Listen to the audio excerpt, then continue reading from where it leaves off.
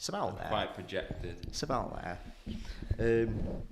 So, on the Tim Marner Podcast Show today, we've got my friend, the mind coach, Luke Askew. How are we doing? How are you, mate? I'm really well, thank you. What's been going on?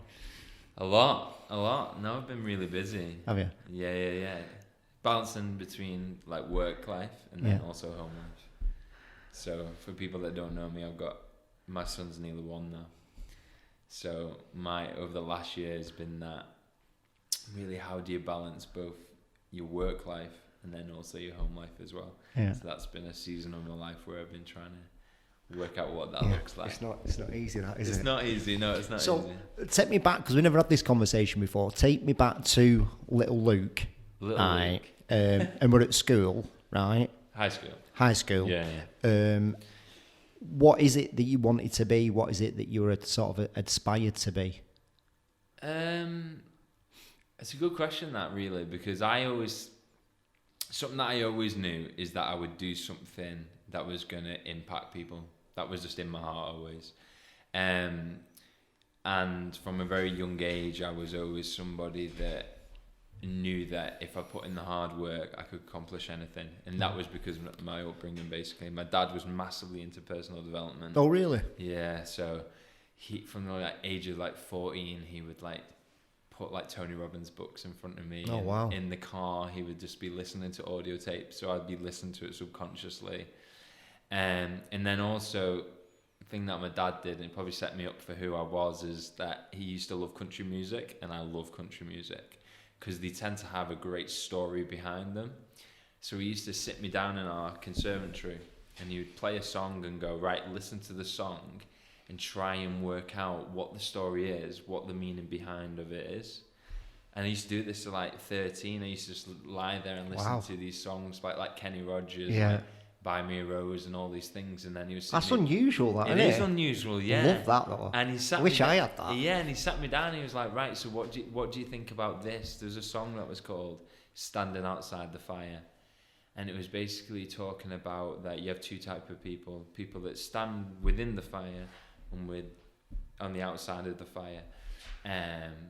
But it's standing outside of the fire. Describe the fire as kind of like the normality, the kind of the chaos. It's come out of that and think from a different point of view. So I used to listen to it at 13 and just be lying there, and I'd say to my dad, this is what I think it means. And he'd be like, yeah, that's what it means. So I guess that's where I got my skill in a way of... Yeah, it's really cool, that, mate. Working out people as well. Yeah. But from a young age, I had that. I knew I wanted to impact people. Yeah. I had a passion for young people. Yeah. Because I did martial arts, so I was always coaching young people. Mm-hmm.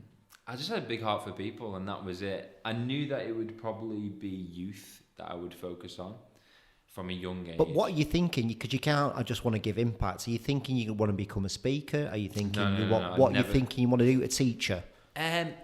No, a few people said to me, you could be a teacher, you could be this. Yeah. I remember when I was really young, I wanted to be a police officer. But you are in a way, though, aren't you, a teacher, in a way? Yeah, an educator, yeah. But I wasn't very successful in school, so I never saw myself going back into the education sector, only to make it different if I could. But yeah, I just wanted to make an impact. I think what was clear was that I wasn't very academic, in the sense of I did all right in my GCSEs, but I just didn't learn the traditional way. I was more of a doer. I was more of a thinker. I was creative. Yeah. So what I was really good at was sport. So I was like, do you know what? I'll home in on what my talent is in a way, and I'll impact through that. So then that probably led me to do my GCSEs. Then I got to college and decided that I'll do a diploma in sport and sports coaching. Learned that, and then that's when I became a PE teacher, and that was my first job in terms of a career point of view. I did odd jobs throughout the years growing up. But, so take me through that. What were you doing? Where were you working? So I got my first job at 15 as a pot washer. And that was a funny story, and that was my dad pushing me again, really.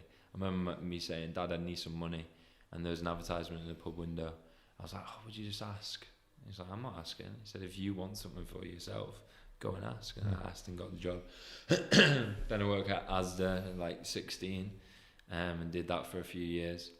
And then I got offered a job at a company called Premier Sports, which was a sports coaching company that go into primary schools to deliver sports coaching. I started there. What sort of coaching are you doing? So going into schools and doing like all different things. So we used to do like gymnastics and team building. We used to do like obviously the football, the team games, health and fitness. At one point in the career, it started to come up about nutrition, and it was important for schools.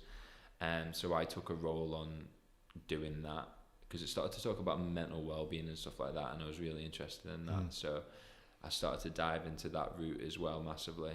But yeah, I was 18 when I started there, but at the time they couldn't offer me any work, and they were basically saying we've got no hours. So I remember saying, well, how about I work for you for free for 6 months, and I just go with a coach and I just learn the trade.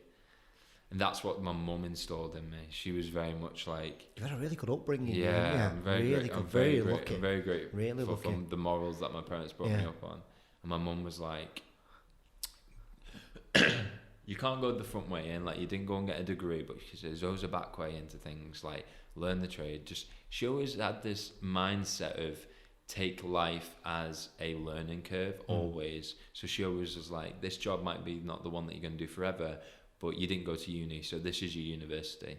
Like, learn how to speak to people, learn how to learn about business, learn about this. So I always had an educational point of view about life rather than it's a job. Really good. It's really amazing. Yeah. Tell me about your dad a bit more. What did your dad do? So my dad was a paramedic. Right. But he has the same heart as I do for people, and he's got the biggest heart. He just wants to help as many people as possible. So in his job, he was always taking on a natural role of like the mentor. So he'd take the students and pour out into them. He'd always be there for everyone, and he's highly intelligent. Like, he did this exam, he had the cardiovascular exam or whatever. He got 100%, and it's like, and he got 99 once, and he was annoyed. Right. Okay. So it's like he's a perfectionist and massive heart. But then my dad fell ill 6 years ago. He got chronic fatigue. Oh, really? Yeah. Which was a big thing for the family. Cause a lot of people don't think that exists. Well, yeah, you should get my dad on and talk about it. It's been really hard for the family, and it's been really hard for me in a way because I lost my dad a little bit, and he was battling his own like health and stuff like that, and he wasn't the man that he was. But he's getting better and he's starting to recover now. But I think there's a bit of grace in it because I feel like he will make a recovery. I pray that he makes a recovery, and I feel like he will then go into like life coaching or something like that, which I think he's got a massive heart for, and he'll do amazingly well. So yeah, but my dad's an incredible human being, and so is my mum. So talk to me about, right, you're at Premier, you're doing this sports coaching. Yeah. Then what happens? Well, I was super passionate about it. I absolutely loved it, mate. Absolutely loved it. And I just loved the opportunity to pour into like the next generation. And I never was bothered about the sport. Sport was always the vehicle on how I was going to make a difference in that child's life, giving them the confidence, the belief. It's a good way in though, isn't it? It's a fantastic way in, because everyone likes the PE teacher. Yeah. And I could be not the traditional teacher and have a different spin on things. Absolutely loved it. Did like a few different schools while I was like learning my trade, and then this one school approached Premier in Blackburn, St. Peter's, and they basically wanted a full-time coach.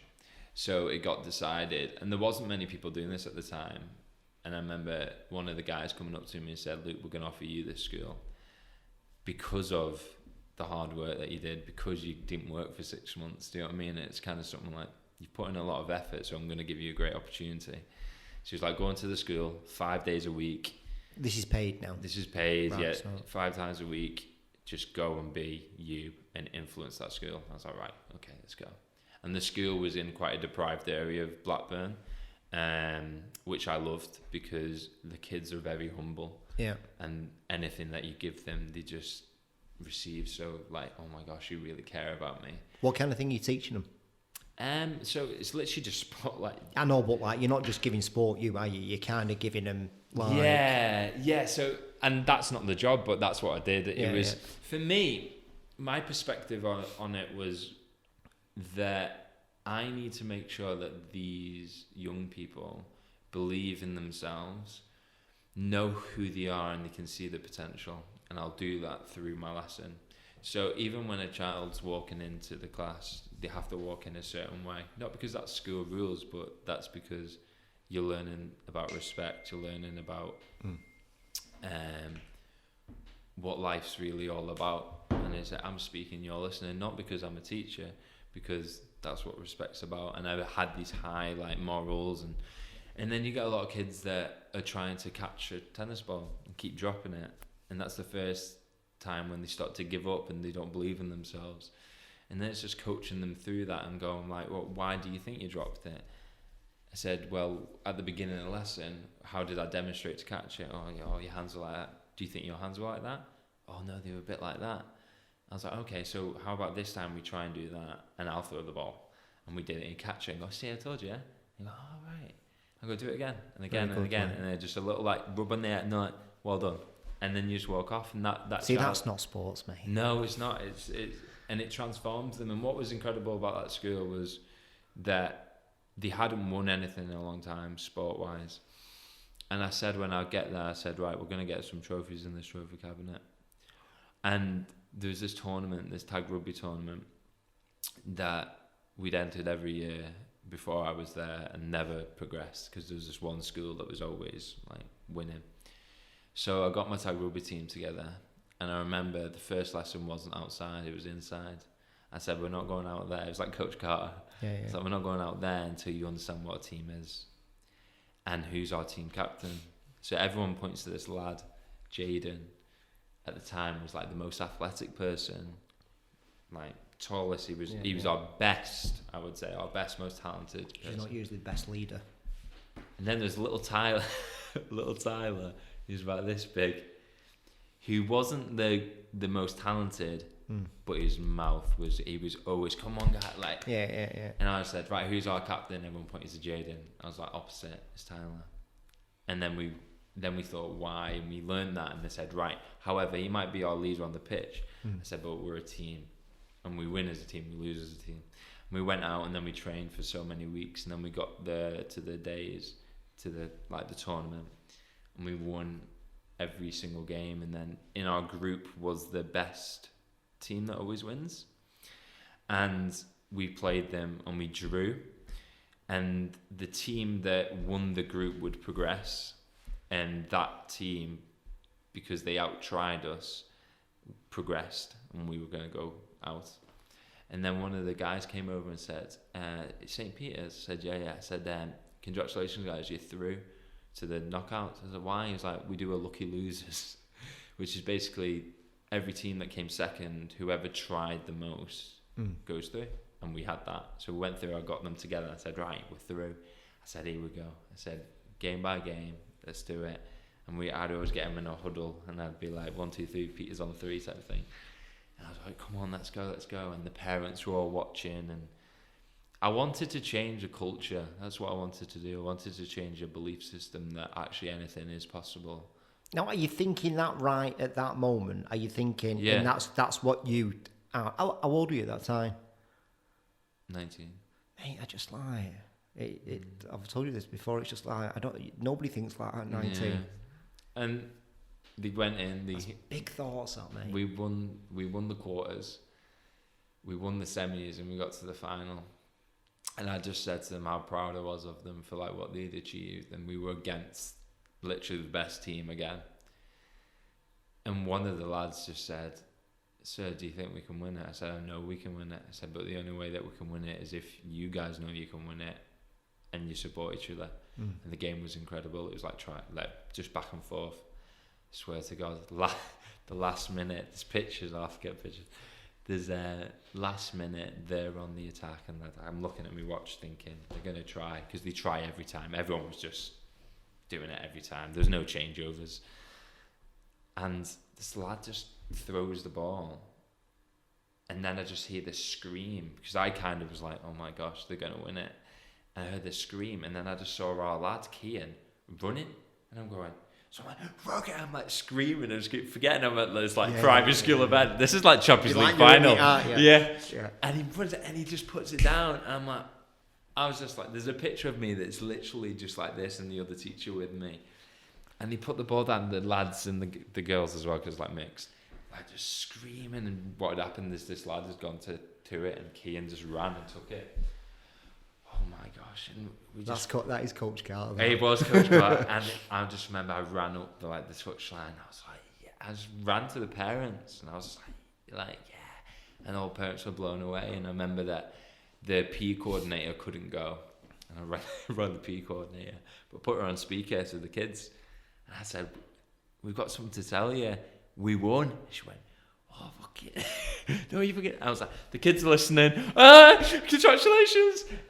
But she was like, there was no hope of us winning, and they went back to school, and they were like, brought this trophy home, and we did something similar in the football as well, and it was an incredible time. What did it say to you that what you've done there? What did it say to you? What was it? I think it just gave me the belief that if you believe in other people, if you see greatness within someone else, then they can sometimes start to see greatness within themselves. Yeah. And then if you create an experience of where they witness that greatness, then they start to go, oh, I can do this. It's like Roger Bannister, isn't it? Mm-hmm. Who ran the first 4-minute mile. He was the guy that said, I'm going to do it, and everyone else didn't believe it. He did it. And then everyone else starts running 4-minute miles because you see possibility. Mm. So I started to get them to see the potential. I think once you see your potential, you see possibility, and that's just what happened with them. But what did it see in you is more.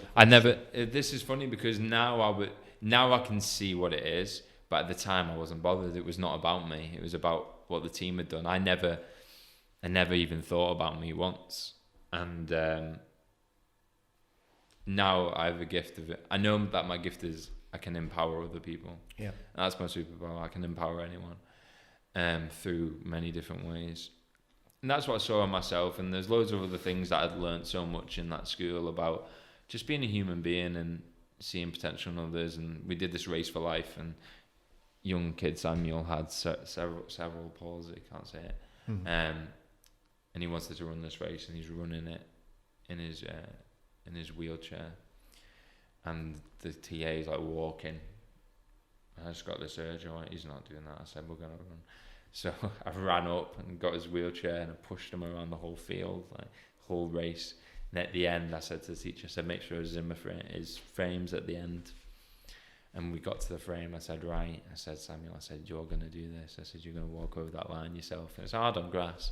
He just pushed himself, and then crossed it, and everyone, like all the kids, and came last, like, but all the kids, and the paper shot it, and the paper were there, and they shot it and put it in the paper and stuff like that.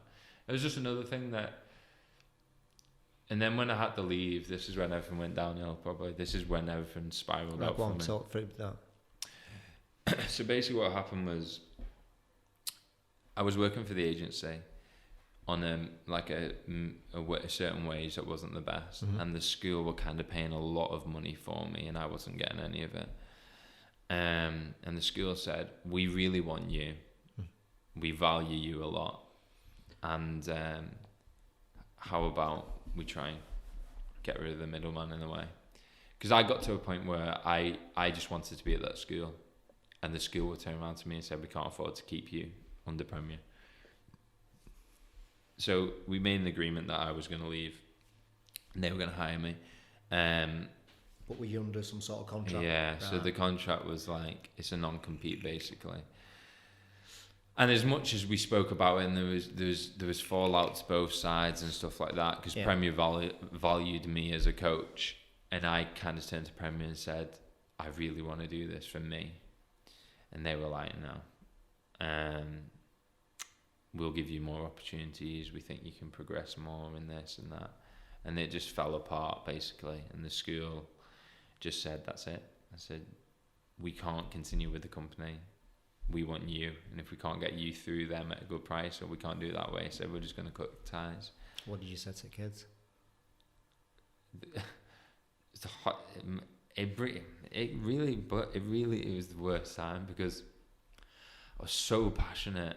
It was like I'd found my purpose, not within like the school, just like what I was doing, and it was hard. And what was hard is I went home when the head teacher suggested taking me on. Are you with Vicky at the time? No.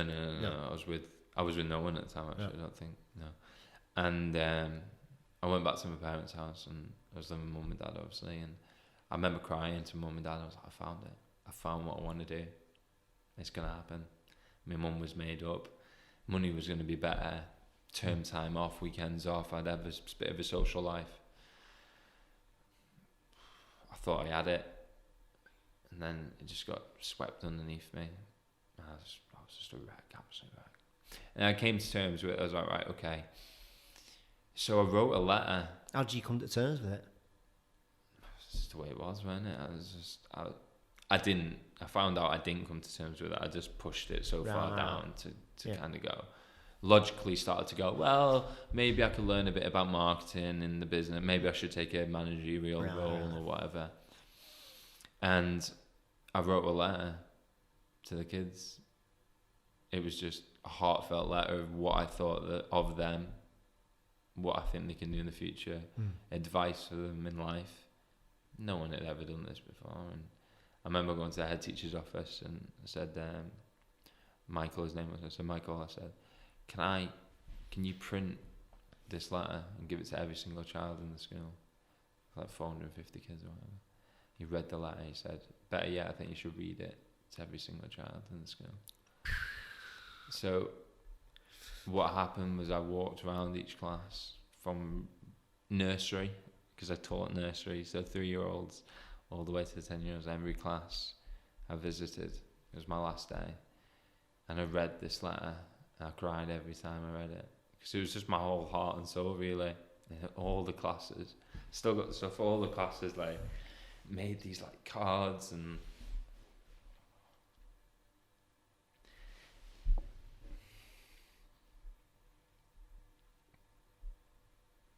it was like the first time that I realised that I can make a difference in the world. And reading these cards, and all the kids like writing these little notes like, Mr. Askew, like, you saw this in me, or it's because of you. And I was just blown away with actually how many people I'd impacted just being me, without thinking. And wrote them all there. I said the letter, well, kids are crying, teachers are crying. I was writing this.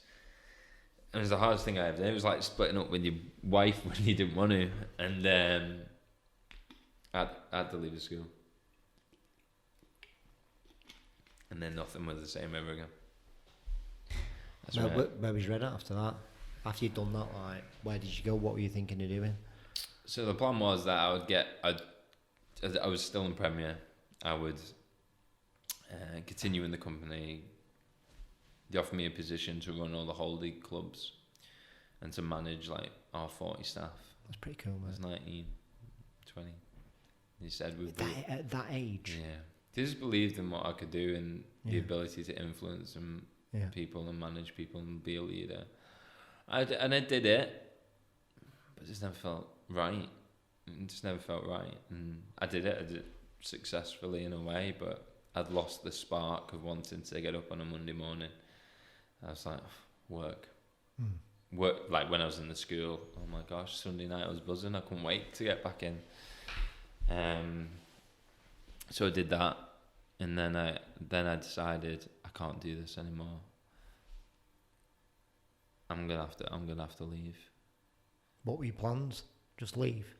No, I actually can't remember what I did. I think I went and worked in 3. I think that's when I started to work in 3. The telephone. Really? Yeah. I just knew I couldn't do it anymore. What were they making? Well, not what they making you do, but what were you doing? You're doing holiday camps and that. I was managing them. I was in the office a lot. Right, so you're not dealing with the kids. And you're not making any impact. I'm not making impact. Managing people who don't want to be there. Yeah. Basically. And like doing the rotas and that's not doing you, that. And that wasn't me. I did it successfully. Yeah. But it wasn't me. But in between that time, that's when I started to dive in a little bit more into my personal development and what I wanted to do. And then I was on YouTube. I came across this guy called Kamal Hyman, who's like one of my best friends now. And he was a youth motivational speaker. Really? He was the same age as me when I was watching. He was 20. I was like, if this guy can do it, I can do it. It was aligned with what I thought my purpose was. So I literally emailed him, found his address or his email address, and was like, "Hi, I've been a PE teacher for this long. This is what I want to do." He ignored me for ages. Yeah. And now when I speak to him, he said he ignored me because he started watching me. He said because a lot of people reach out to him and go, "Oh, I want to do this." And if you're going to mentor someone, it's like, I'm not going to mentor you unless your heart's in it. So I couldn't get through to him. So I found a guy in America that said that he could turn me into a youth motivational speaker for £2,500. I didn't have $2,500. So I put it on a 0% credit card, maxed it out, and did this course. Did your mum and dad know? No. Get that to yourself. Get that to myself. That's what you got to do, mate. Yeah, and they knew I was doing the course and stuff. I just don't think they really knew what was going on. And it was for free. Yeah, and I was doing the course, and I just said, right, okay, what's the first step? And the guy said to do a talk and get it filmed. I'd never spoke before, so I decided, do you know what? I'll go back to my old high school. Yeah. I'll go and speak to the students. It's a win-win for the school. Yeah. I was actually doing this. Now I think I was actually doing this while I was on my last bit of Premier. Really? Because I was actually in a meeting with the high school about running a holiday camp in my old high school. And then I started talking about what I really want to do. So then they exchanged numbers and stuff like that. So I remember that it was in between. And I went and did the talk in front of year 9 students. And I got my mate who does videography to film it. My first talk. I'd never done anything in my life. It was all right. Were you? I was all right. Now being an experienced speaker, I'm like, oh my gosh, there's a lot of things I could have done, but it was actually all right. And I got it filmed. And then I went on Wix. And I was like, all right, let's create a website. So I put it on a website. And then I was like, okay, let's get it in front of many schools as possible. And just started putting it out.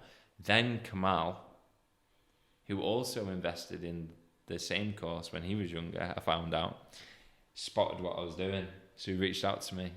And I remember I was with a different partner at the time, one of my exes. And I was meant to be going around to her house. I get an email from him saying, I've got 10 minutes. Can you Skype? I said, yes. So I made up some excuse that I couldn't get there for an hour or whatever. Got on the Skype call with him. And he was like, right, I just asked him every question I had, like, how do you charge? What would you advise? Blah, blah, blah, blah. Can I watch you? And he just gave me this little piece of advice, and I just started to run with it, and I just started to build my own. What was the piece of advice? Basically, just go out and do it. Really, go out. Yeah, go out and do it. This was the price range. These were some techniques that he found. He said it's massively word of mouth, which is mainly true. Mm-hmm. But along that journey, I'd found another guy who's a youth speaker, incredible. I'd say the best in the country, who's now like one of my brothers. So I remember, it's a funny story actually. He didn't know, the guy who's now one of my really good friends actually was the mentor of Kamal. And Kamal was mentoring me. But his mentor found me because on Twitter I'd found him and I was just liking all this stuff. And it was obviously just pinging through notifications. Yeah. I was just pestering him really. And then I was sat in the toilet. And I get this phone call. I'm like, this is weird. So I'm like, hello? He's like, hello, this is Action Jackson, which is like his name. I was like, can you give me 1 minute? He was like, yeah. And then he basically, out of the blue, rang me. Action Jackson. Action Jackson. What did he used to be? No, he's always been a youth speaker, like from a young age. I'm thinking about a wrestler or something. No. And he rang me, and then he just said, "I see what you're doing." And I just told him my passion for life and stuff like that, and he just gave me advice on Twitter. He was like, "Write a blog." He said, "Write a blog about how you went from being a PE teacher to a speaker and why it inspired you." So I wrote this blog. And that blog then got picked up by another school, and it was something. But what started was a relationship with him, and then more and more people that were in the same industry. And I just got in a circle, an influential circle. And he owned a big speaking company called Fix Up, and I still work for them. I still freelance for them today. Oh dear. And he taught me how to speak. He just took me in and said, "Right, I'm going to teach you how to be a speaker. Not teach you how to be a speaker, but I'm going to look at what you do already and help you." And them group of people, along with other people that have now become my mentors and best friends, just sculpted me into who I was. However, there's a big part of the story that I'm missing, because along that journey, I then totally lost myself. Yeah. Because then I started to compare myself to them, try fitting into them. Yeah. So I'm probably only now getting back to Luke, if I'm honest, I'd say. Because from the moment of leaving the school, that was the moment when I stopped being in my flow, or I stopped being authentically me without thinking, just being heartfelt, just in my spirit. And I started thinking all the time, how should I be? How should I dress? How should I do this? How? It's tiring. And I just remember, I just got stressed, and I was in 3 at the time, and it started to get busy, the speaking job, and they weren't being flexible. So I said, "I'm leaving. I'm going to speaking full time. I can't afford it." Yeah. It was like an act of faith, basically. Yeah. And then I had the flat, and we just started to lose the flat because I'd lost all my money. It just wasn't working. Whole business failed. Just started to fall to pieces. I started to fall to pieces. And then the Ariana Grande concert, I had a panic attack. Never had a panic attack since. And it was the worst thing ever. And I just started hyperventilating and just had a total breakdown, utter breakdown. And I remember my girlfriend at the time just didn't know what to do. Because I was the guy who was empowering everyone else. I was the motivational speaker. I was the guy who had my stuff together, really. And I just was broken. She rang my mum up 2 o'clock in the morning. Said, "You're gonna have to come over." My mum literally cradled me to sleep, rocked me to sleep, because I'd totally lost it. Then the next morning I got up and had to go to a college to speak. Did you do it? Yeah, I was late because I got my timings wrong. Yeah. My brother was there filming it. It's on YouTube now, and I think it says something about failing. Look at that, Luke, and you'll think that's not Luke. I was a wreck. So I got there, and they're like, "Are you alright?" I was an hour late. An hour late, yeah. Because I'd done 2 talks for them on different sites, and I thought they were the same time. Turns out it wasn't. But my head wasn't in the right place. So I go there, I do this speech. Worst speech I've ever done. Because I was just thinking. There's no heart in anything. Yeah. Anyway, all the kids were like, yeah. The company were made up. Oh, great, fantastic. Yeah. Worst thing I've ever done. You were thinking, not being. I was thinking, not being. And then ever since then, I didn't speak again for 6 months, I think. And that's when everything went wrong. That's when I gave up the business. So what you're doing with this time, you'd like suffering real mental health problems and stuff like that? I was depressed. Yeah. Yeah, I was depressed, and I was depressing it and just thinking, I'm all right. And my relationship broke down.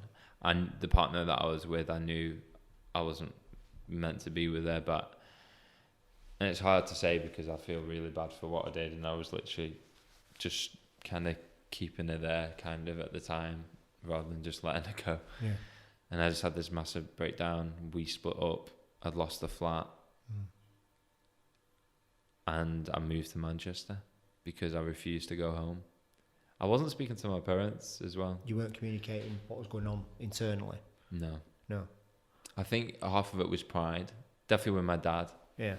My mum's always suffered massively with mental health. For sure. Yeah, so that was my saving grace a little bit. So I opened up a lot with her, and they knew I wasn't right, but I said I'm not coming home, and my mum just wanted me home. She was like, I just don't know why you're not coming home. Like, this is your home. Like, I was like, I just can't come home. I was like, I've got to work this out for myself. I moved to Manchester with my uncle. He's like really one of my best mates. Me and my uncle are really close. He just took me in. And him and me had sat me down. He said, right, come on, what we doing with you? Like, he knew I wasn't in a good place, but my uncle doesn't talk about feelings. Right, okay. And I was breaking down, and he didn't know what to do, if he's honest. Right. He was like, man up. Yeah, a little bit. He just didn't get it. Yeah. He just didn't. Some people don't, do they? They don't get it. And he was like, right, he has loads of contacts. He's quite successful. He's like, right, I know a guy, he runs a bar in Manchester. See if we can get a job. Apply for a job in a bar in Manchester. Got the job behind the bar. Just started pulling pints, running like bar backing and stuff like that, while I was getting my head together and trying to get this business, whatever it was, back on track. But it was never happening because I was diving more and more into my depression.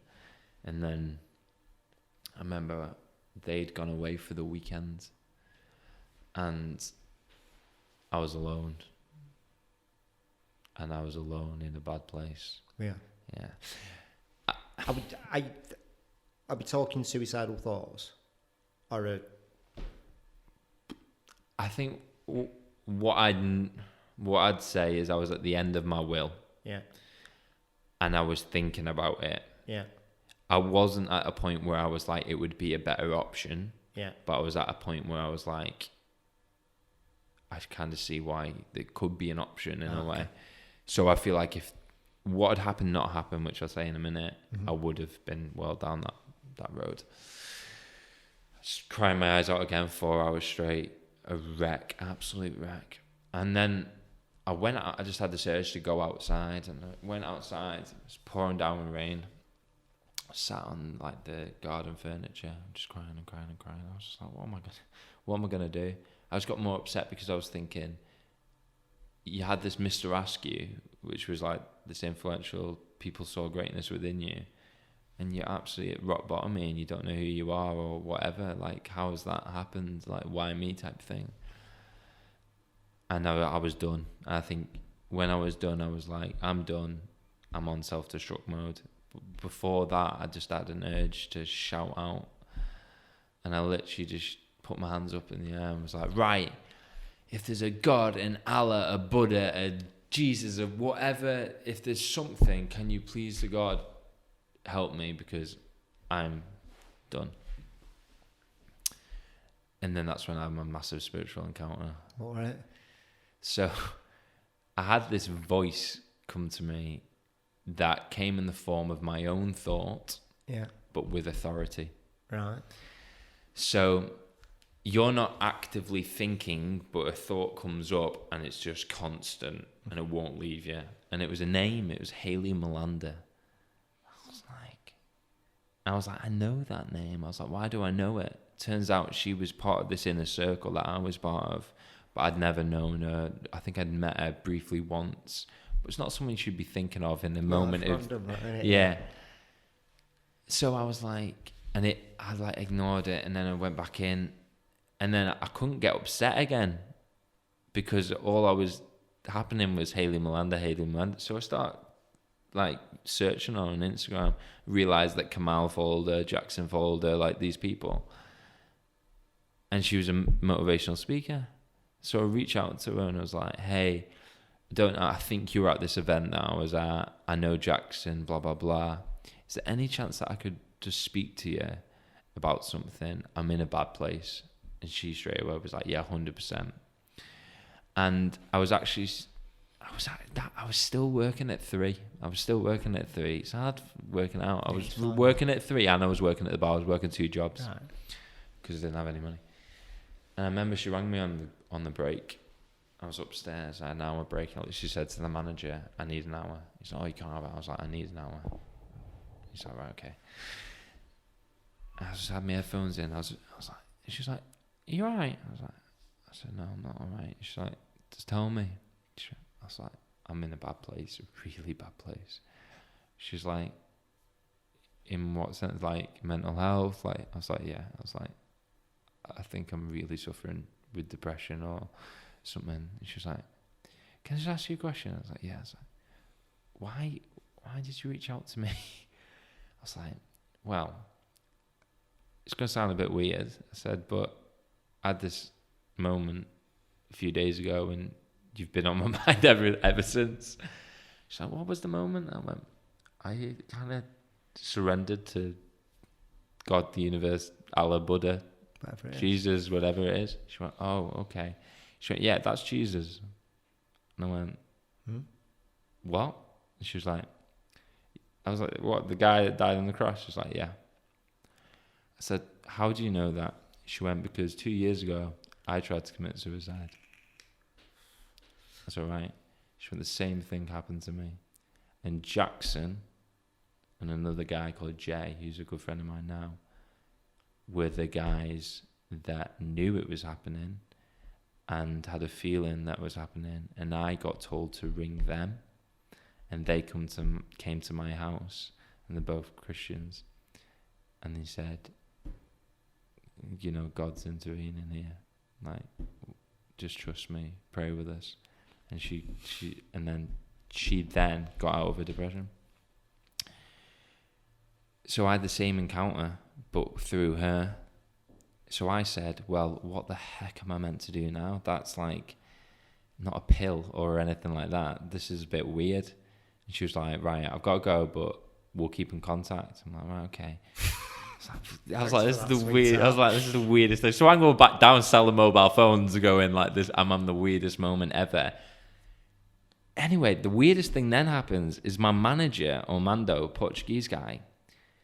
I had to take 3 weeks off work because of my depression. I went to the doctors and they diagnosed me and whatever. Yeah. And I asked for CBT. It never came about actually in the end. So he pulls me aside and goes, can I speak to you? And I go, yeah. And he goes, my wife had depression. I said, right. He goes, it's a spiritual thing. And I went, what do you mean? He said, it's a spiritual thing. I was like, what do you mean, Armando? He goes, so do you know Jesus? And I went, you're having a laugh. I said, you've been listening to my conversation. He goes, what? I goes, this is straight after the conversation. Mate, I swear to God. Swear to God. Swear to God. I'm like, what are you on about? And he's like, so basically, I was in a bad place. I was addicted to drugs in my home country and stuff like that. I had this spiritual encounter with Jesus. My wife was depressed. I told her about Jesus. She's now well. I see you, and I feel like I need to tell you that that might be the answer. So I've got these two people talking about this guy. I'm going, this is the weirdest thing ever. So I was like, I'm going to buy a Bible, aren't I? So I bought a Bible, looked in the Bible, looking at... Mum, Dad, not into church or anything? No. So right, all my family, all my friends, all non-faith. Every single person. So I've never grew up in church. Old year? 2021. Yep. So get this Bible. Dyslexic. I'm going... what is this? I was like, it makes no sense. Like, I'm trying to read these stories. I'm like, this has got nothing to do with my situation. How is it even relevant? So I message Haley. Like the best stories. Yeah, the most influential, the most thing. But at the time, I'm like, what is this? I ring Haley. She's like, oh, just pray about it, and they'll come to life. In other words, you'll start to read things and find meaning. I was trying. I was just like, really find this hard, like, and I was praying a lot. And then I was on the way to my best mate's house, and Haley messaged me, and she goes, listen to this song. I said, okay. So I listened to the song, and it was by Anthony Brown, and it was called Worth. It's pretty much what your dad used to tell you to do when you were 13. Yeah, it's called Worth. I'm sure it's called Worth, yeah. So I listened to the song in the car, and I burst out crying. I get shivers all up my back. Every word that's coming out of this guy's voice.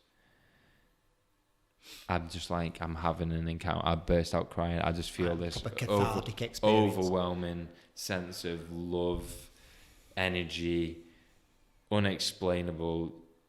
I can't even describe it. So I turn up at my best mate's house, who's non-faith and still isn't, and doesn't really get it at all. I was like, mate, I said, I'm having some weird things. Like, I told him all about this, and he was like, you sound a bit doolally, mate.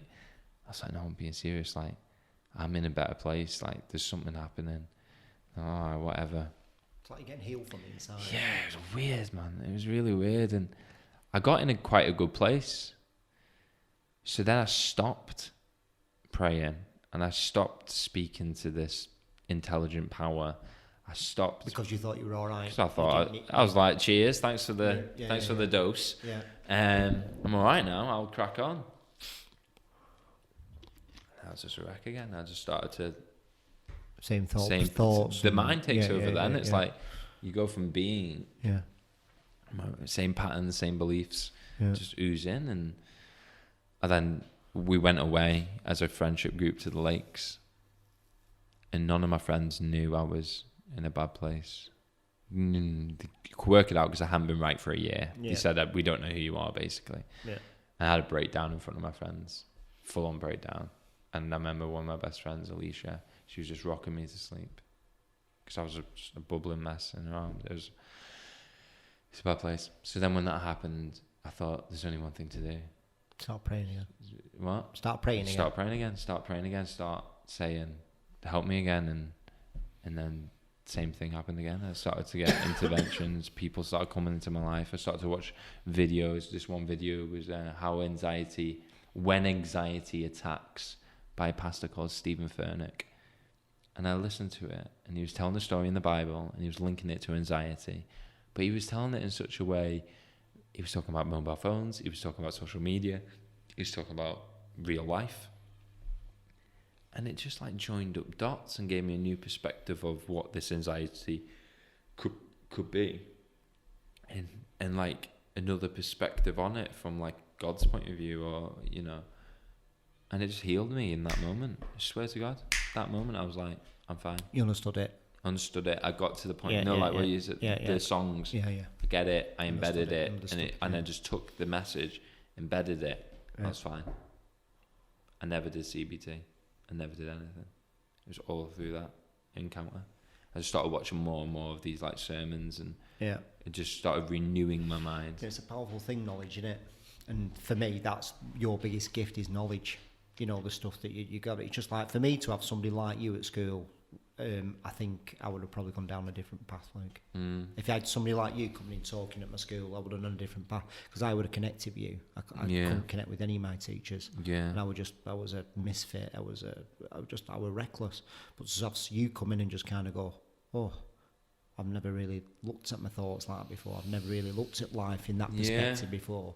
It's a massive thing, that. And what's really interesting along that journey, obviously it's been a year and a half that happened, so it's not been long. And I've been battling, because when I had that encounter, it's something within the Christian faith that we call being born again. And what that means is basically you die into your old life and you start your new life. I thought it was that you were a Christian before, then lost your faith, and then you become a Christian. Oh, right. No. I didn't know so that. Born again is basically saying that I feel like the greatest analogy I could give is this, and it's about purpose, and it might help people that are listening and watching, is that if you look at a car, a purpose for the car's purpose is to drive someone from A to B. That's the purpose of the car, the function of the car. That's why it was created. But I could put a maniac behind the car, and he could use that car to kill people and just destroy people. In other words, he's using the vehicle that was created for a certain purpose, but he's using it in a wrong way that's destructive. Yeah. So that's how I looked at my life, was that I'm the vehicle. Surely I was created for a certain purpose, but right now, the way that I'm thinking, the way that I'm behaving, the way that I'm just not looking after myself mentally, spiritually, the way that I had a relationship with women, with drink, with things, like all different things. I was like, that's not what this was made for. I'm using it for the wrong purpose. I'm using it for a selfish desire rather than actually what it should be called for. So what they say about being born again is basically you get to the point where you're like, I acknowledge that I'm using my life in the wrong way, and I want to be reborn, and I want a new car in a way, and I kind of want to be the co-pilot of the car. I want to be in the passenger seat, and I want to let God, this intelligence, this universal kind of power, to steer me the way that it knows that I was created to be. It's not a different car, it's the same car, but driven differently. It's the same car, but renewed. Right. It's kind of like taking your back, like, you find this old baggedy car that's been through hell. Yeah. And you go, let's take it to this mechanic. Right. And he just looks and he goes, do you know what? That actually was meant to look like that. Remember like Pimp My Ride type thing? Yeah. Like, actually, let's get that colour back. Let's buff it out. Let's actually create it back to the mint condition it should be. Yeah. But this time, let me teach you how to drive it. Yeah. And that's what being born again as such is. So I changed my life. I started to go, right, I don't know how to live my life because I didn't create me. So if whatever created me must know what's best for me in a way. So how about I just start trusting in that a bit more? In a higher power a bit more, that I call God, and obviously Jesus was a massive part of that. I call it the universe. Yeah, a lot of people call it the universe. Yeah. At the end of the day, words are just what we've created. This intelligence that I call God, people call universe, is indescribable, right? It's out of this world. So we can label it kind of whatever we want. And whatever it is, I had an encounter with it, and it came in the form and the name of Jesus. So that's what my encounter was. So I now trust my whole life to be guided by that force. So what happened then? Once you've got this encounter, and you've got like the car's refreshed, and it's like, it's got a different purpose now. What are you thinking to yourself? Right, what am I going to do with this now? Do you know what's really interesting is that I now look at my life now, and I think, do you know what? I'm actually the person that had everything within them as the PE teacher. Yeah. Like literally, the same guy. Yeah. I said, it's weird because like I didn't know that story. Yeah, you don't know. Right. Yeah. When you talked about that, I was like, what you're on about? Like, you're actually that person now when you was at that school. Which is weird. Yeah. Do you know what I mean? Yeah. But I didn't know that in between bit. Yeah. So. And it's just like, what's up with you? You're exactly the same person as you was. Exactly. And that comes into like now what I'm really passionate about. Yeah. Is that I believe that I think that everyone has the same purpose, which is really interesting because I believe that everyone is purpose. Yeah. And what I mean by that is that nothing can create itself. So if I was to design a chair and create it, I am now the creator. So for me, it's like, well, I believe that this force that I call God created everything.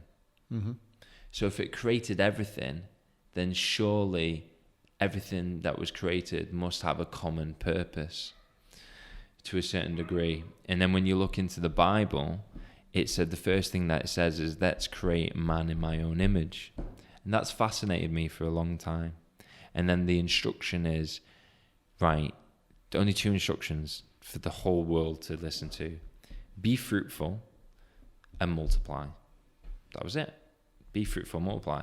So when I read these things, I was like, oh, what does that mean? So I thought, right, my niche is identity, because if you don't sort your mind out, your mind's going to run you rather than you running your mind. It's a great tool. It's creative. It's innovative. All these beautiful things, but it's not you. So if you start living in there, you're going to get very lost very quickly. Yeah. So I started to look into it and go, okay, let me really understand this. Let me really understand this. So then I started to understand it, and I started to get these like thoughts with authority, this knowledge, and I know that you have this as well, and you get these intuitions in a way. And then I was sat there one day thinking about it, and I got a vision of a man painting a picture.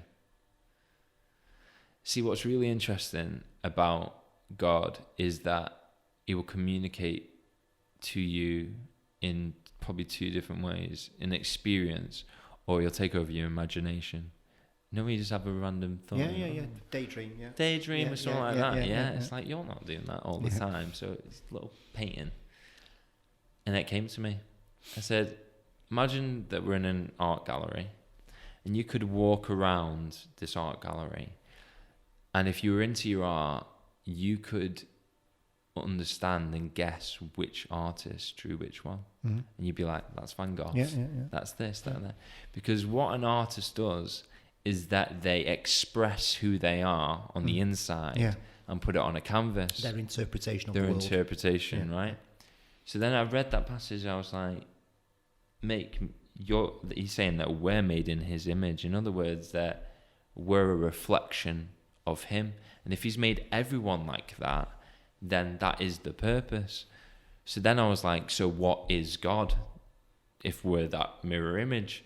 So I was just flicking through, and then it came up in like 1 John, whatever it was, and it was like, it describes God is love. I was like, that's it.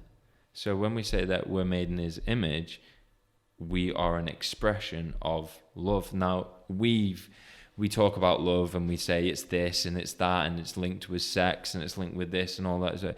But to be fact, it's not. I believe that the universal power, God, that is love. And we can express it in many different ways. And this comes to my point. So I believe that our purpose is to be fruitful. And to be fruitful, there's like fruits of the Spirit. There's love, joy, peace, gentleness. And one of them's, I think it's discipline. In other words, that you have to be a stewardship of your life.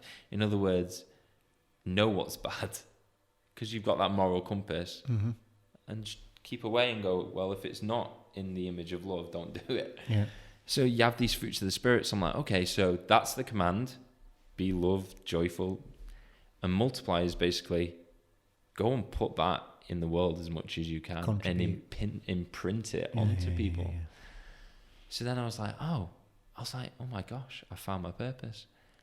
My goal, I believe that everyone's purpose in life is that thing, is to be an expression of love and to spread it around the world as much as possible, but through the gifts and the talents and the callings that God gave you as an individual. This is where I feel like we split off into what everyone does differently. So I believe that everyone has gifts and talents. I wrote this on social media the other day. I believe that a lot of the time you can get paid for your talents. So I would say that I'm a talented communicator. I don't think it's my gift, but it's a talent. So I can use communication to harness my gift. Now, I've identified that my gift is empowerment. I can empower people. I can empower people's souls, and I can do that to anyone. But I'll do it through multiple talents that God gave me: the art of communication, being creative, being a leader, all these things. But my number one sole purpose in life has to be to use that gift, to use them talents for the calling that's on my life. And the calling that's on my life, and this is where I believe it's slightly different for everyone, is that I believe that everyone has that, but I think you've got to ask to know what that is. I think you can have a gift and you can have a talent, and you can know what your purpose is, and you can go and be love and do that, and you can do it amazingly well. But imagine if there was just something a little bit deeper, just another kind of layer to you that was called for a very specific reason. Maybe it's to be a nurse, to be in a certain hospital at a certain time, over a certain time period, to spread that message. the calling on my life is to spread this message as much as possible to everyone that's lost. And I know that. So for me, my calling in my life is how can I spread this message around the world using my gift of empowerment, my talents of communication and entrepreneurship and leadership for the purpose and the goal that is to spread love and multiply it. And that's literally it. And I know my call, I know my gift, I know my talent. And now I'm like, come on, bring it on. Because I just know my calling in life. It's good, mate. It's good. Yeah, and to work it out at 24 it's a massive gift. It is a massive gift, mate. And it is a massive gift. Now, when you're going into schools and that, how open are you that you are into God and you are into what's it? Because, you know, I'll set back me as an example. I don't know if I was that young and you started doing that and then you put the word God in there that I'd switch off. Yeah. Are you just open with it when you go into schools? Yeah. Or are you kind of going, look, cleverly, look, do I leave that out just and spread your message? This is what I've been really been challenging myself on for the last year, if I'm honest. Yeah. Because I'm like... Because a lot of people are open-minded. Yeah, exactly. And if the parents are teaching the kids about God, and then you bring that in, and obviously parents are like, God. Yeah, God, religion, hate, this, whatever, bad experience, I went to a church. Because a lot of these schools, that you know, they're not going to be as open-minded, are they? No, of course not. And so it's like, what's really interesting about my calling is to spread this message, use my talents. So... I believe that, and the battle is that, it's like, well, if I use the word God, a lot of people will then go, oh, religion, the cause of all wars, like so on and so on and so on. Even kids that have never experienced it, just heard it from a belief system. Yeah. However, if I use my gift of communication to try and take the knowledge and put it out into parables like cars, and people start to understand, they start to go, that makes sense. And then the biggest thing that I have is my story, because I can't lie to people. I was in a bad place and that happened to me. If I leave that bit out, I'm lying. It's like me, Tim, saying, do you know what, I have the cure to cancer, but I'm going to put you through chemo. I'm not doing it. No.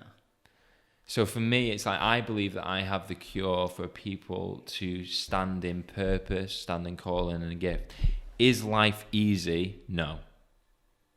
Just because you have God in your life doesn't mean that you don't suffer, doesn't mean that you experience pain, loss, grief, doesn't mean that you don't question things like, why did that baby die? Why does this happen? Of course I have all these questions. But whatever that thing was, it saved me, it gave me calling, it gave me meaning, and it gives me perspective on when I'm in them seasons. So I will never, ever, ever, ever go to that place again, because I now have a perspective and understanding of how I got there, in a way. So in schools, I do mention it, but I mention it from a lot of time. It's like, I'm a man of faith, so this is how I describe it. People aren't bothered about that, because they're like, okay, you're a man of faith.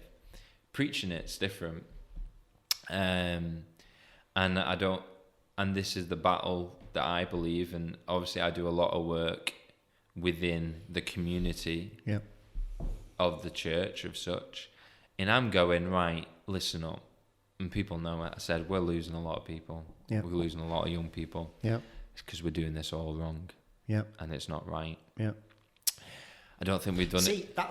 I'll go back to the stories of the Bible. You know I'm into stories. They're the best stories, but the way they delivered the stories were, I was preached at, right? And I'm like, listen, I don't want that, but just tell me the story, because the stories are sick. And I get it. Right? And that's where my head's at. When I go into there, I want to be part of, I don't want someone preaching. Exactly. You want to be, and this is the whole point of, like, it was never intended. I always say to, like, the church, I'm like, if Jesus came back now, there's a time when Jesus was around and he flipped tables. There's a story where he started flipping tables in a church temple, because he was like, this isn't what it's meant to be. I think if he came back now, he'd be flipping tables again. Agreed. He definitely would. He's like, this isn't what I told you to do. So for me, my my calling on my life is I need to spread this message as much as possible. So if I have to equip the church to look at things differently or do things differently, I'm going to do that. Because I do believe, if I'm honest, I do believe that the next generation are going to be the generation that flourish the most. I believe that we're entering a time of loads of people are calling it different, a time of this is going to be the age of consciousness, the age of human flourishing, the age of this. It's the age of fruitfulness. Fruitfulness, that's my new one. Yeah, you can have that one. It's coming because I speak to the youth about social media and stuff like that, which I'm passionate about. And a lot of them know it's bad. They know they're messed up. A lot of them are questioning their identity. They are asking big questions. So what I see is that there's a generation that's been born that is so thirsty and so hungry for truth and meaning. If we believe that that is God, we need to show them exactly what God is, and God is love. If we're coming at them showing not that, whether that's preaching, because if you're preaching at somebody, you're basically saying to them, they're not intentionally doing it, but it's kind of coming across as like, these are the rules. These are the rules. You're not good enough. Yeah. You've done this to yourself. You've got to fit in. This is what you should be doing. This is what you should be doing. This is what you're doing there isn't good for God. Like, this isn't this. And it's like, I'm not God. My instruction wasn't be God. My instruction was show God. And if God is love, then that means that I am welcoming, I am loving, I'm caring. So even if you're not into God or not. Yeah. And I brought a lot of people into a relationship with God, with Jesus, because I showed them a love that they'd never experienced before, and I introduced them into a way and a life that has changed them and transformed them, not by telling them that they're doing it wrong, but by showing them a new way of being. And that's when they go, I can't turn back, because then the relationship hearts, and as soon as God has your heart, you're in trouble, because you'll never see the world again the same way. So I am honest, I am open about it. Yeah. But always wondered about that. I'm sitting down now and I'm going, right, we're going to do this in a way that's going to change the world. We're not going to do this in a way that's going to inflict more pain. Yeah, I really like that. I think, like you said, mate, that's being your calling. It's like I didn't know the middle bit, and it's, this is what you should be doing. Is like, I've always said this to you about education and going into kids and speaking to kids and stuff like that. I think there's going to be a time where you'll be going into businesses and doing, but I feel that it's not your time now. Yeah, I'd agree. A young lad at 24 going in businesses, I think we've got to be realistic. People look at you and just go, I'm not going to take you seriously right now. But you will do. But they will do. And they will do. They will do, and they might do. And to be honest, it's funny because we've had these conversations loads of times, and is that I'm actually kind of realising I had a great conversation with a friend of mine yesterday about this, and we were talking about how we're going to spread this message of love and fruitfulness. Mm-hmm. I like the way you put it. And he said, Luke, I don't think you're seeing what I'm seeing in you. I said, go on. He said, so recently I founded a non-for-profit, which is going to be my vehicle for this. Yep. And it's called Made to Thrive. Cool. Because that's what I believe that we're made to do. And I was speaking to him and going, how are we going to do this? And he goes, I'll tell you one thing, Luke. He said, if anyone else had pitched me this, I wouldn't have done it, because he's a director in it. He said, but I believe in your passion. And I believe in you. I believe in you. He said, if you can get a generation to believe in what you're saying, not because you're preaching to them, but because they see you as a person, they see how loving you are, how caring you are. Like, well, Luke, you go out, you buy homeless people Subways, and you give homeless people £100, and you do all these different things. It's like, that isn't normal. You don't see life normally. But the next generation, they're like leaning in like no tomorrow. And I get messages all the time reaching out, Luke, can you help me with this? And I'll give them answers based on my perspective of things. Like, oh my God. That's all it is, mate. You're giving people, it's what Cage Jumper's all about. Turning it upside down and just say, don't look at it like that. Yeah, look at it like this. Different perspective. Yeah, that. And if you can change your thoughts and look at it from a different perspective, that's what I'm all about. Yeah. You know, that's what branding's all about. Exactly. And imagine if we take the next generation and put this perspective on their life, they will be the ones that transform businesses, not me. 1,000,000%, mate. And that's my purpose, and that's my calling, is that if I can inspire a generation that's number one goal is in life isn't to do life for themselves, but do life the way it was intended to be fruitful, to be loving, all the other things fall into place. There's a very famous scripture that says, seek first the kingdom of God. In other words, the different world of God, different perspective of God, and all other things will be given to you. As soon as I started to go, do you know what? My number one goal in life is to follow this calling, to be fruitful, to multiply. My rent got paid. I got blessed by money. People call it the law of attraction, whatever you want to call it. Just started coming. I didn't work for it. Just started coming because I believe that that's actually what it's meant to be. But this next generation, mate, are going to change the world. I really do. I think they're going to change the world. But to do that, mate, they need educating. They need educating and they need role models. Yeah. So for me, it's if I can equip the next generation through getting other people like me who are like young millennials who have this on their heart, if I can get them into young people as well as me, we can change a nation, we can change the world. I really do. I totally agree, mate. You know, I'm right on there with you. Just, I think, I know we've talked about it before, and it's. I think I've got a very similarity with you. Is like when I was your age, nobody took me seriously, right? And then it's an awful thing. But I am no different now than, and I've told you this before. When I was 24, I've just grown a beard. I'm older, right? I'm still telling people the same thing, but now they take me seriously, and I don't want you to be impatient. Yeah. You know, big going in businesses, mate, is probably where the money is for you in doing that. But honestly, trust me, mate, be patient and people will call for you. Yeah. They need you in the companies. And I can see that happening. I've been invited into a few companies, and a lot happens in the education sector for me in front of teachers, like working a lot with the teachers more than the kids at the moment, which is important. It's hard for people to get their head around. A 24-year-old lad who talks and thinks like this, they can't get their head around it. Yeah. You walk through the door, you're just like, you're already on back foot. You know what I mean? But and then I look at, and I join the dots up, and it's like what you said, be patient, and I can start to see, it's like that, I think it's Steve Jobs that said it, it's like, you can't connect the dots going forward, you can only see them backwards or whatever. But I look back now and I look at when I met Wise Up. I remember Wise Up being in the room, and we were doing a pitch basically, and I had this sense, and God was telling, I can say that now, like God was saying, whoever comes in the room, you need to see these people. It's all right, okay. So I stayed in the room, and everyone else had done this pitch and left the room.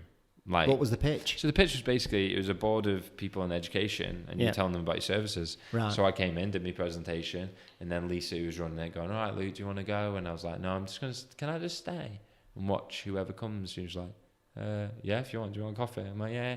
So I stayed. So I'm sat there, I probably wearing the same outfit.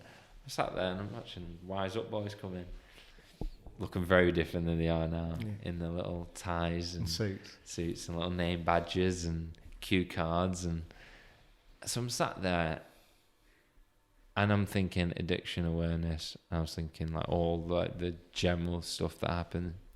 I'm sat there, I'm looking at them, and like all God's saying to me is, it's the story it's the story. Listen to the story. Yeah. So I'm sat there and I'm like, okay.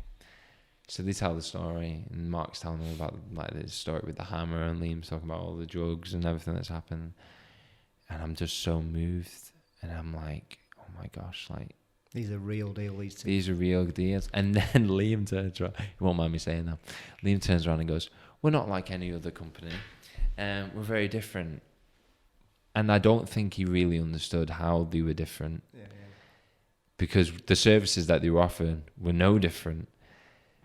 So at the end, Liam goes, has anyone got any questions? Like to the board of people, and they were like, oh, prices, stuff like that. And I put my hand up and go, isn't there a question? It's more of a statement. So they thought I was like part of this panel. I went, can I just say, the thing that makes you different is your story. And it's the story that's going to change the world. Yeah. Anyway, so Liam stood there. You know what? Like Liam's like, I was like, I can imagine him watching it. He stood there probably going, this is the weirdest thing. Because how do you answer that? He's like, cheers. And I was like, can I speak to you afterwards? And they're like, yeah, no worries. So we go outside. I sit them down. And I just tell them the story. And I'm like, this is going to sound really weird. But I said, I'm a man of faith. But Liam's a man of faith. And Mark has a background in it as well. So they were both like linked in with me. And I'm like, guys, God's calling you to share this story. It's the story. It's not... The business will be the vehicle. It's it's the story. It's the story. So I remember when we met up like a week later, and I spent 4 hours with them. It was like a bit of like a business consultancy. Mm-hmm. I got a piece of paper out and I said, right, how are we going to get this story to the world? And I said, have you ever heard of social media? And I literally just drew this and I said, how about we look at personal brand and stuff like that? And I was like, how about it? And Liam was like, oh, I've never looked at it that way, because Liam had a set way of doing business. I was like, just have a think about it. Mark loved it because he was like, yeah, great idea. And then they rang me up and was like, oh, we went and met this guy called Tim Marner the other week. I was like, oh, right. And he went, know what you were saying about branding and like stuff like that? He said exactly the same thing. He said it a bit more bluntly. A few more swear words. Yeah, a few more swear words. I said, but he said the same thing. He said, so he's doing us a website and stuff like that. I was like, all right, cool. I said, can you get me to meet him? Because I was like, if he can see what I can see, there's got to be something in this. I was like, this isn't a marketing guy. This is someone that understands the story. So, and that's when, and then I met you afterwards, and then ever since. But then ever since then, if we're on I did the same thing. I checked you out first. Did you? Yeah. Yeah, because I get a lot of messages, mate. And I'm like, I'm not here to help people promote bullshit. Yeah. And then when I realised that you were legit and stuff, and then I was just like, right, cool. Let's listen to this little boy. And then I look now at like what's happened with like the Tim Marner massive crew that everyone's watching. But I believe what we've created within Tim Marner is a bit like a mastermind. I feel like everyone who you've worked with I believe, has got a calling on their life, has got this purpose, has got a story, have got something. Oh, 1,000,000%. And you know it. You won't work with anyone who hasn't. No. So I find it incredible that I would become really close with Kay, Wise Up, you know, is it Razor? Yeah, Razor, yeah. Razor, like, you know, Maya, Ryan. Yeah. And I'm going, and for me, I'm like, God's doing something here that's like, do you know what? All these people, if they really knew the fruitful bit, it would just blow up. And you can see it within, they do it naturally. Yeah. And I'm like, oh my gosh, we're creating an absolute army of people that are doing business a different way. And I'm super excited for like everyone that's watching and listening. If you're listening to this right now, I'm telling you right now, if you're involved, if you've been led to Tim Marner, there is a reason, and I feel like you need to. Well, this is what we're doing, mate. This is the reason I'm doing the podcast. It's the reason I'm getting you on, the way I'm Ryan on. I just want to tell as many people as possible. Yeah, it's just like, but everybody's got their own gifts, like you said. It's look, I could not go into a school and deliver how you deliver. Yeah, they exactly. won't connect with me. Yeah. But I love the fact that you go and do it, and I'm your friend, and I'm part of that. Yeah. Do you know what I mean? Yeah. It's really important. It's fucking really important, because I can see myself in that class every time, and you come in, and I'm just like, oh my God, you know what I mean? Somebody thinks like me, and I've got this fresh, different perspective on life is massive. That I'm just at home and I'm on my phone and I'm not getting the love that I need, and I'm not like, I'm fitting in, but nobody really likes me. It's a big one, massive one for me. And I think it's really exciting, and I was speaking to Liam and Wise Up, and I know that we're going to do some work together about how can we really spread this message within education, because I think Wise Up have this vehicle that's just going to spread I think they're going to take over the PSHE. I think the word Wise Up is more than just addiction, it's everything. I feel like we're starting to see that now, so I'm massively excited for the future. But I do just want to say that I haven't got everything worked out, and I never will have everything worked out, and my life isn't easy, and I still go through times of doubt and fear, and anxiety does flag up. But it's nice, you got a lovely bunch of people around you. Mate, I can't to lean on, to just be like, do you know what, can you listen to me? And then I have my faith to lean back on and go, anxiety, what does it say about anxiety? Cast all your anxieties on me, because I care. So for me, it's just like when I'm worried, I start speaking to God. I'm like, I'm just going to give you this. Because I'm human. I'm going to be worried. I'm going to be anxious. I'm going to be down. I'm going to be out. But if I don't put them out, they're going to stay in. And if they stay in, they're going to rot. And if they rot, then... It's not so fruitful, is it? It's not so fruitful, exactly. And it starts to get a bit bad. So how can we get you more work, Luke? If there's people out there watching this, teachers, headmasters, how can we get you more schools, education? Speak to my agent. what would the dream be? If somebody was watching this right now, how could we get you more work? Who would that person be? Would it be councils? Would it be education authority?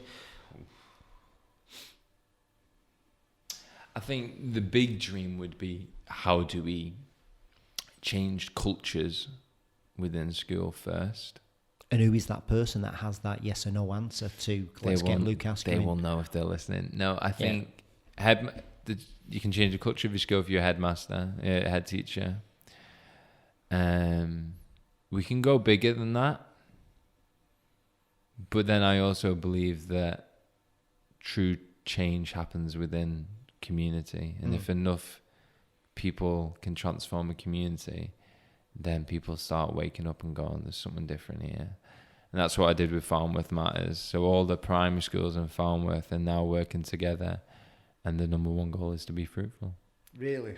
All the schools. I've seen that actually, Farnworth Matters. That's really cool. Faith schools and non-faith schools, because the message is universal, and they're all doing it, all teachers involved, and the whole cultures are getting changed. Because my goal is, how do we then impact from how the kids are then transforming their perspective, is then how do we then get them to be fruitful in the community? And Farnworth are waking up and seeing it and going, oh my gosh, like, it's just this power of love that's happening right now. Why is that?